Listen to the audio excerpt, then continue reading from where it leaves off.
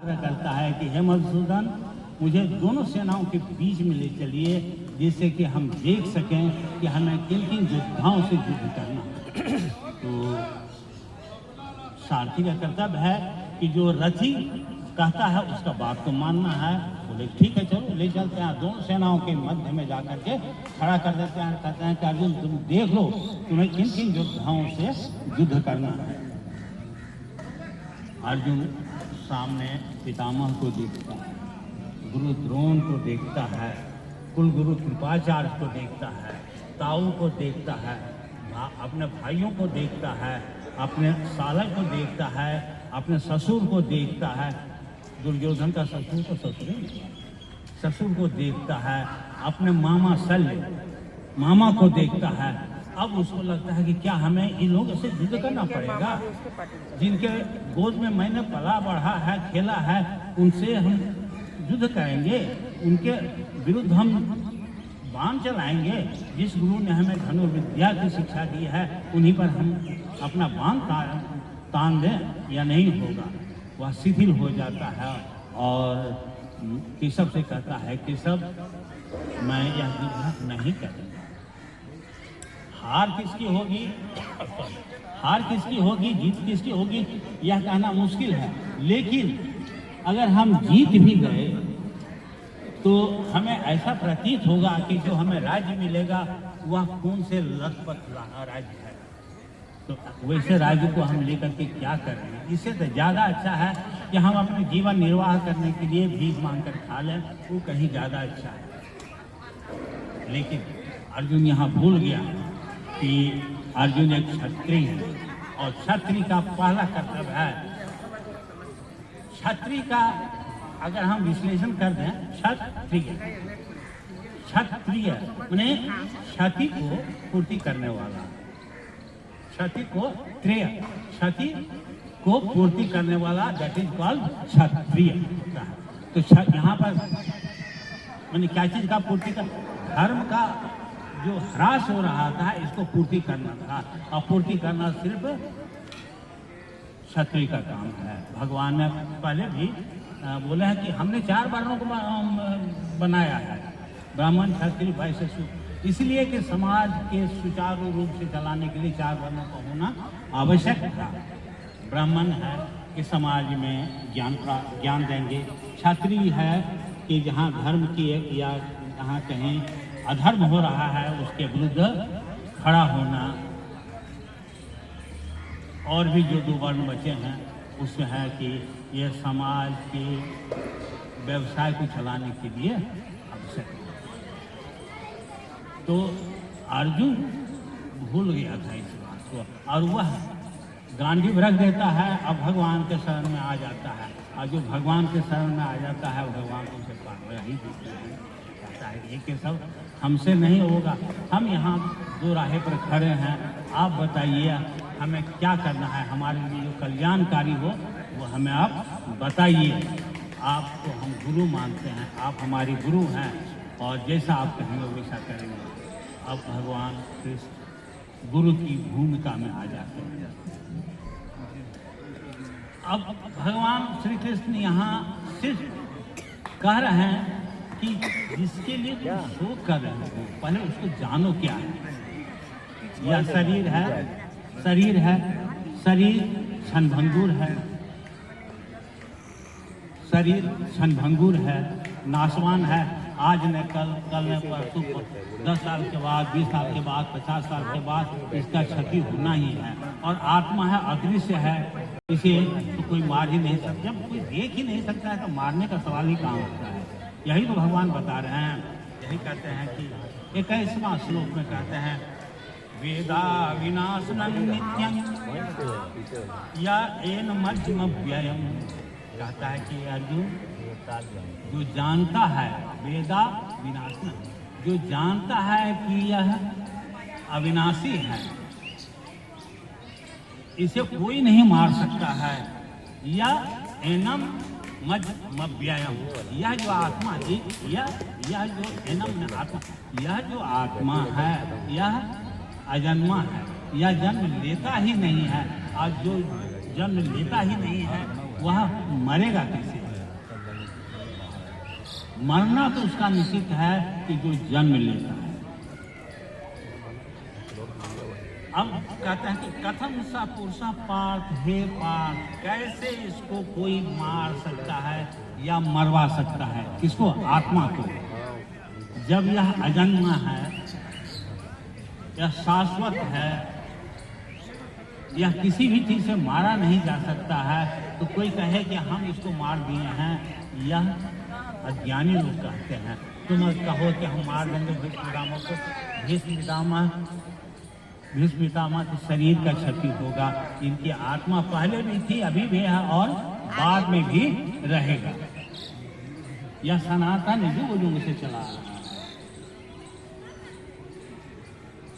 अब एग्जाम्पल देकर बहुत सरल भाषा में बताते हैं।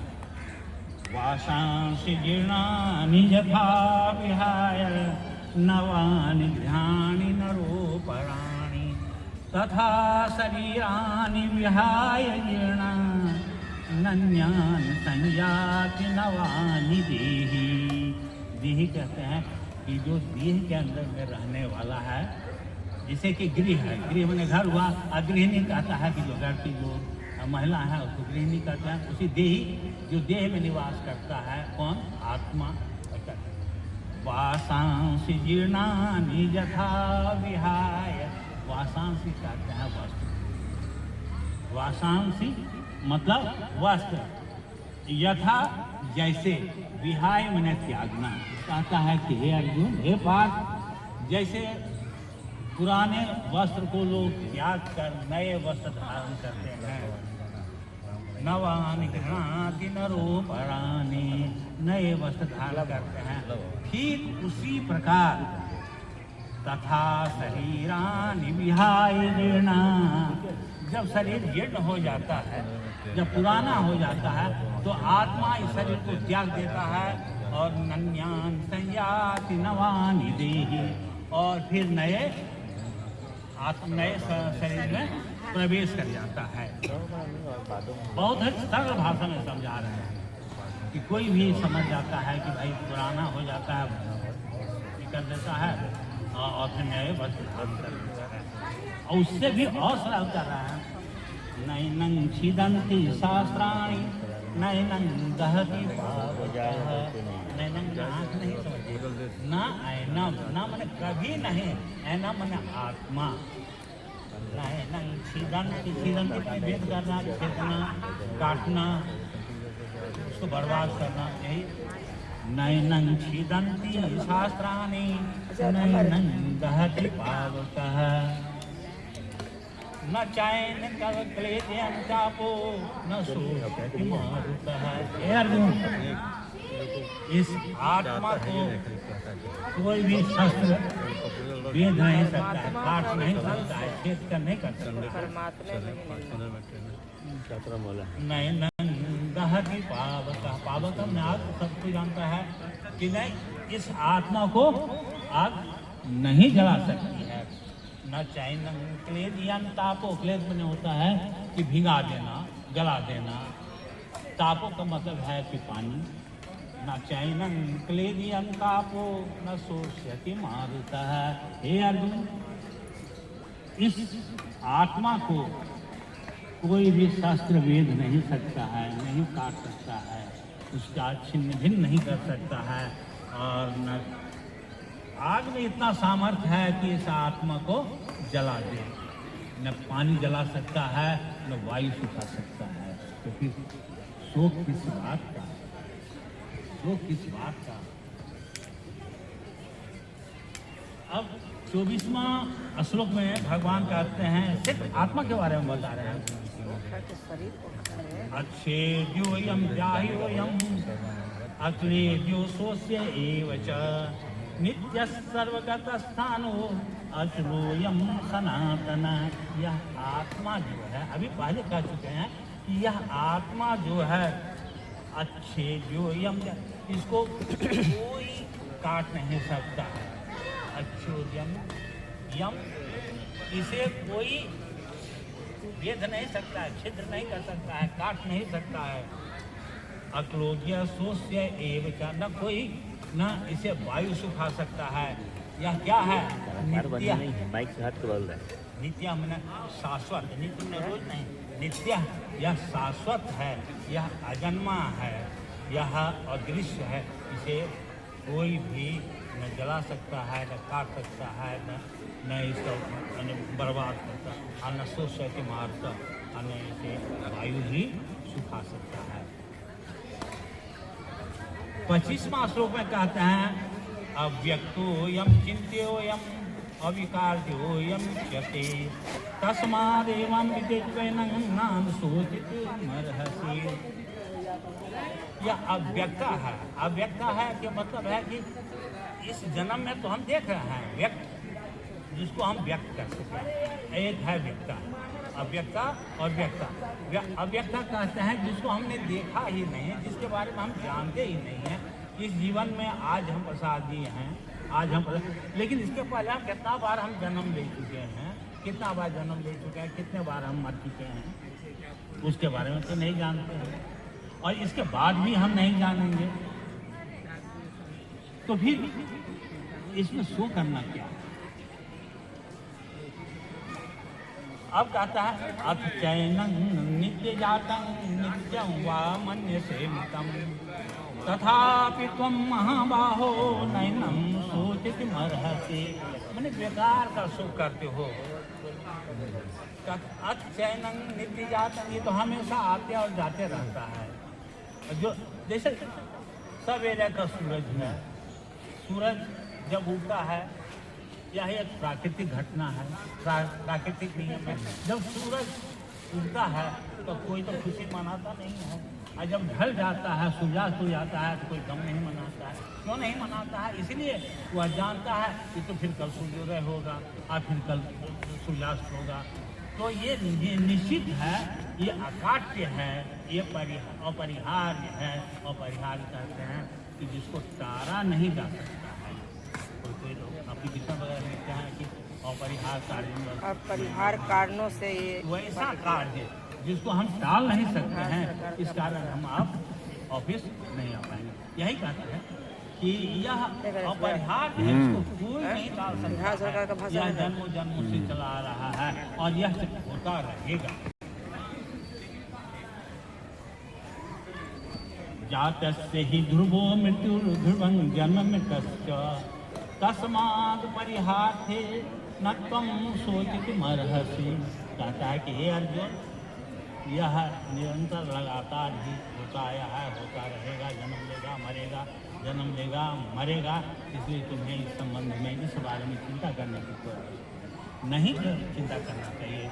जो बुद्धिमान है, जो ज्ञानी है, वह इस बारे में कभी चिंता नहीं, ऋषि मुनि लोग नहीं ज्ञान नहीं सोचता है।